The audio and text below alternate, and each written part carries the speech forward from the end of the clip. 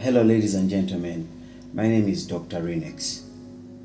Today I'm here to talk about the crisis we are all going through that has hit the world globally. I'm going to talk about how to overcome a crisis because it's affecting all of us.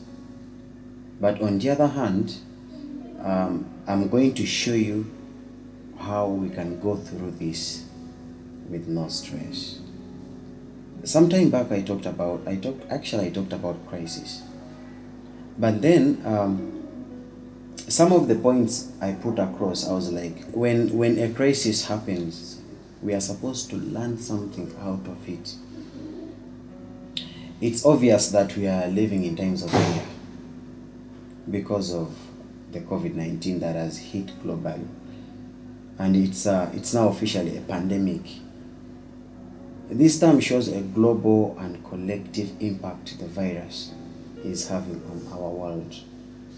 This situation is bringing up several emotions: anxiety, stress, uncertainty, frustration, fear, to mention just a few. We are all aware of the several tips on how to protect our mental and physical health during these troubling times. Many of these include: 1. Filter the content we consume, both from official news sources and the social media. 2. Stay in touch with our loved ones. Let's stay in touch with our loved ones. This is a time where our people want us the more. Our kids want us the more because everyone is living in fear. Number 3, you should mind your diet. During this crisis, I want to advise everyone to prioritize on eating healthy diet, because we don't live to eat, but we eat to live. The beauty about eating healthy in Uganda is that the healthy foods are very cheap. Give an example of ntangawuzi, lemon, mokene, dodo, cabbage, katunguma, portion beans. Basically, eating healthy doesn't mean you should buy maybe meat and chicken. During this time of fear, most people are not working. Most offices are closed. Most shops are closed. Most food stores are closed. Now, if you can make this a daily routine, it is something that is going to minimize your expenditure.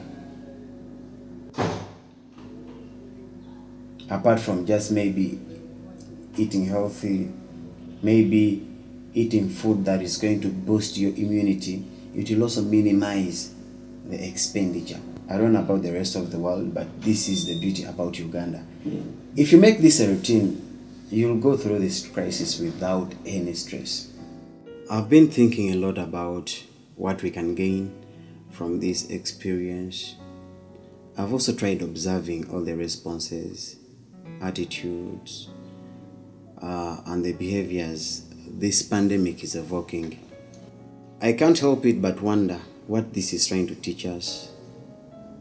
What transformation can this crisis spark? What type of teachings do we learn from this crisis? I came out with some few lessons we can learn during a season of crisis. A crisis may occur, but how you go through the crisis matters a lot. So most of us are panicking. Most of us are in fear. My brother, my sister, don't lose hope. Don't be fearful.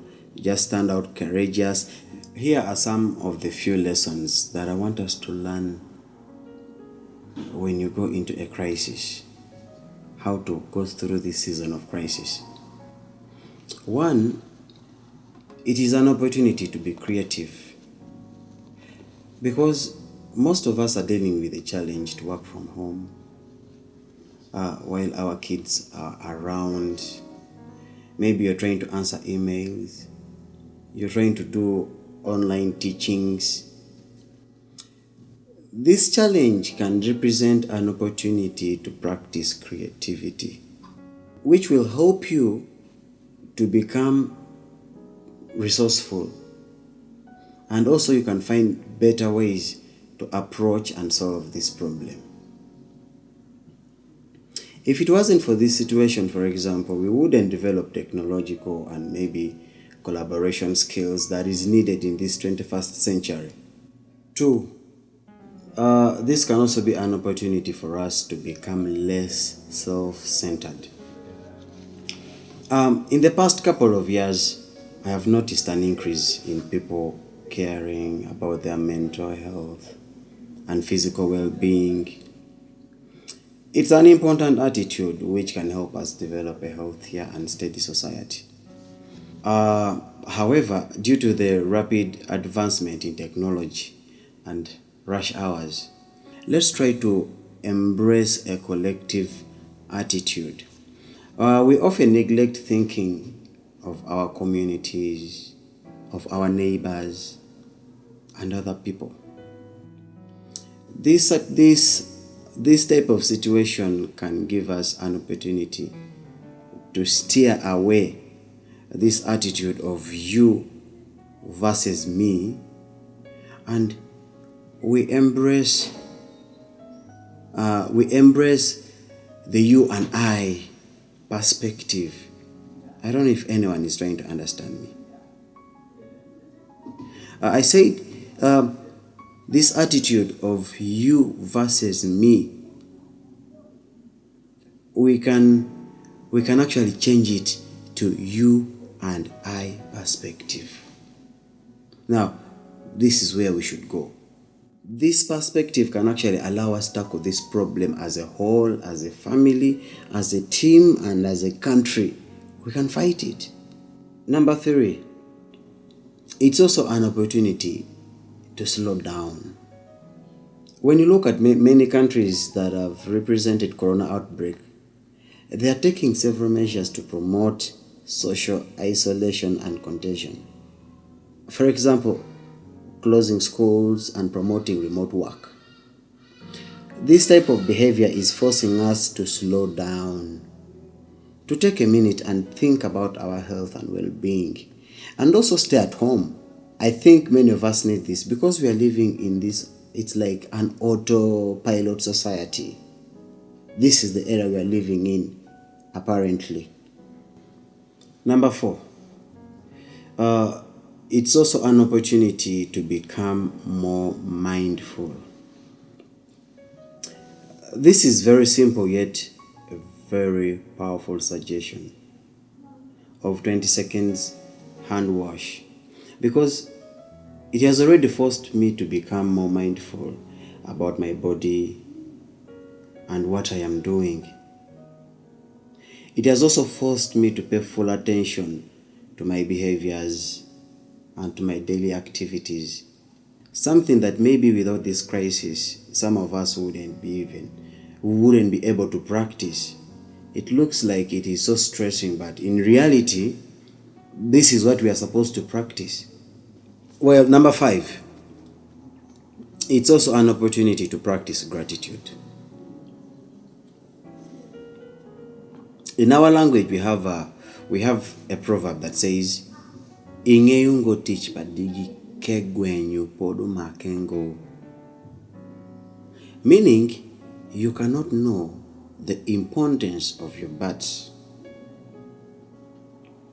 unless it is affected by boils, because you won't be able to sit.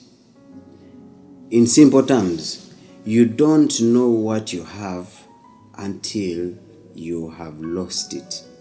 The things we are craving for most at this time, for example, the company, friends, freedom, gathering, maybe sun, nature, are the precise things we should always feel so grateful to have.